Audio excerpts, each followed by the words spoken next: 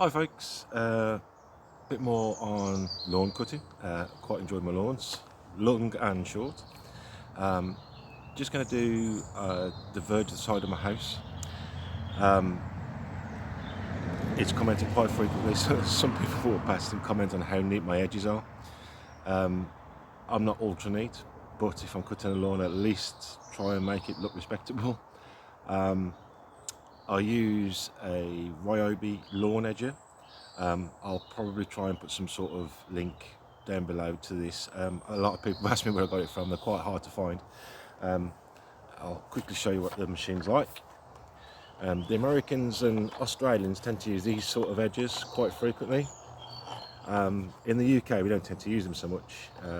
We normally walk around with a half moon edging tool, and if anybody's done that they'll know that's pretty much a hard job and takes quite a while. So it's quite a long unit, and this one runs from the 1 plus batteries. So this is an 18 volt. This is charged using solar. So I have a solar panel on my garage that goes through a charge controller which charges a leisure battery during the course of the day, and then these batteries you can actually get a 12 volt charger, so you can charge from your car. I use it from the leisure battery, so my battery charges up all day. Then of an evening, if I've got any of these that need charging, they just go into the charger. So effectively this is solar powered, although when I first say that, people expect some sort of solar panel on here. It's I charge a main battery and then use that main battery to charge my smaller batteries. I use these for everything, so drills, edges. I've even got a chainsaw because I have a log burner. I've got a chainsaw which runs off from these as well. Great way of not having to buy fuel. So I'll get on and start cutting the edge so you can see how it works.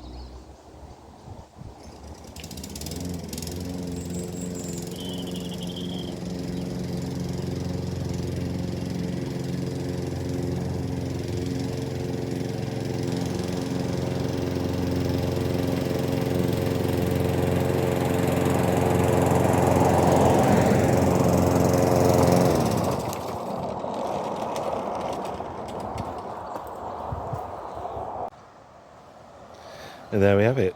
Very quick cut, doesn't take too long at all, taking very little off. It looks neat, it looks tidy, which pleases people, but more importantly to me, it helps reduce that litter being thrown on the area. And because I've cut it height, although it looks like a manicured lawn right now, it's far from it. I'll just go and show you a few things just to confirm that. So just see me cut the lawn, like I said, at maximum height, and just to confirm, that does mean, I don't know if you can see that, I've actually left the wildflowers behind.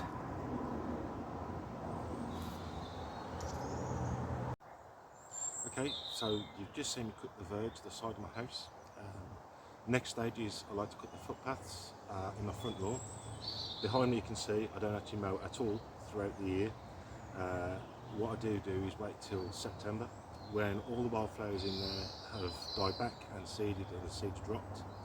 I will cut it with a low-powered battery operated strimmer. I'll then leave it for a few days, so any remaining seed has still got time to fall to the ground. I'll then rake it by hand to remove all the grass clippings, leaving them long so they're easier to move. This makes sure that there's seed for next year's wildflowers.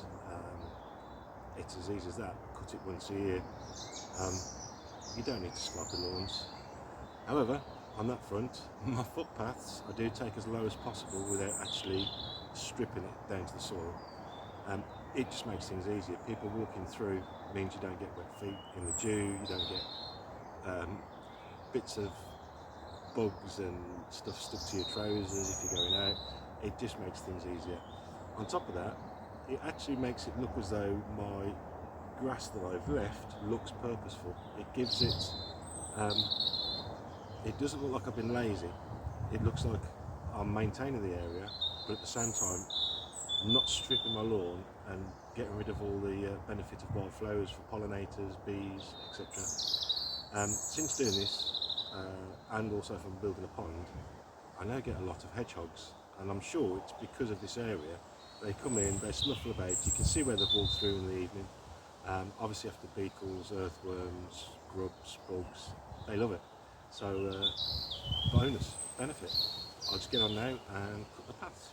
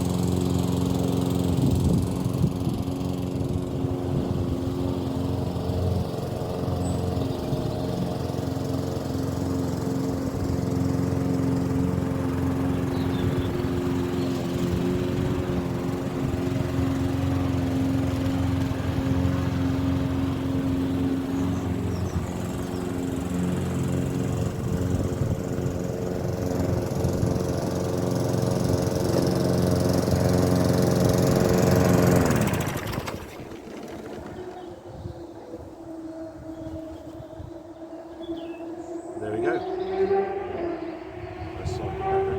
And there we go.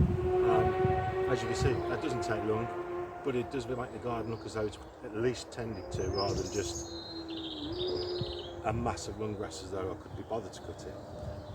It also makes access easier. Just a note on this. When I first started doing this, I used to find that people would just randomly walk anywhere through the garden and end up snapping or breaking off my wildflowers. Literally open this here, everybody now follows the path quite religiously. It's quite funny later on in the year, I obviously won't catch it on camera, but later in the year, when this grass is this sort of height, I've seen the postman 2-3 times. He'll walk down the path and he'll run his hands through the grass as he's walking, which is just nice. Strangely as well, the road I live on is you probably saw earlier, a couple of cyclists go past. It's actually a national cycleway, so I get a lot of cyclists down. And during the summer, the amount of people that stop on the road just to look at the garden, it's strange. I've even had people walk in to have a look. Two ways of thinking that. Some people might think, how rude, someone's just walking to your garden, but actually it's quite nice to think that somebody's actually stopped, noticed what I've done, and then come and had a look because they're interested.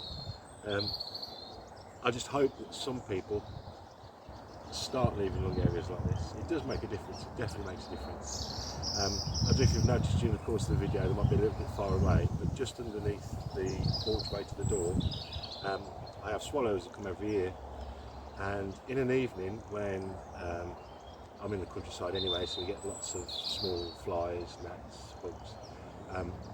The swallows in this space here, they're going all night. They're literally going until the last rays of sun. They're nesting, and this is the third year now that they've nested there, and it looks like they're sitting on eggs again. So purely because this exists, I know I have hedgehogs and swallows. What's not to like? And it takes, if anything, less effort and less fuel, less time, and people seem to appreciate it, which is really strange. Have a go yourself. Leave a bit of your lawn, even if it's a square in the middle. Plant some wild seeds for wildflowers. Just give it a go. See what happens to your garden. I think you'll be pleasantly surprised on what effect this can have. Thanks for watching. Hopefully more content soon. Small amendment to the video. You just see me cut this lawn. It takes me seconds. It really is very little effort. It keeps looking sharp, makes this look purposeful rather than just left. And within that I have, because I leave it all year, I also get summer flowering plants rather than just spring flowering plants for early pollinators. I actually get flowers all year round. It's sort of a dead zone at the moment. The spring flowers have just finished. The summer flowers are in bud, ready to come out, but you can't see them yet. So there'll be an update for that soon. But I want you just to compare this. This is my neighbour's lawn. I'm not going to disrespect him for it. He's not a gardener, which is fair enough. I cut the path for him. The rest he does himself. Yeah, devoid of life. Which lawn do you think is going to do better in the heights of summer? Which do you think will stay greenest for longest? And what side do you think's got the most worth for wildlife?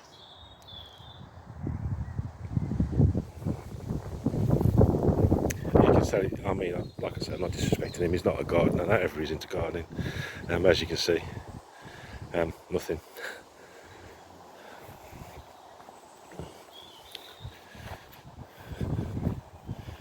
There's a lot going on in here. You can't see all of it because not all of it's in flower yet, but there's wildflowers in there as well as cultivators, normal garden. I mean, this is wild.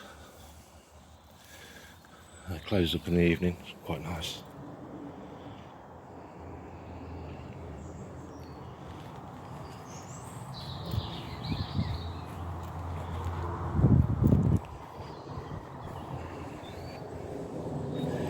I just ask that you leave a little patch of your own lawn, give wildlife a chance in it, and you'll be surprised it'll pay you back dividends. You'll see things you didn't think you'd see.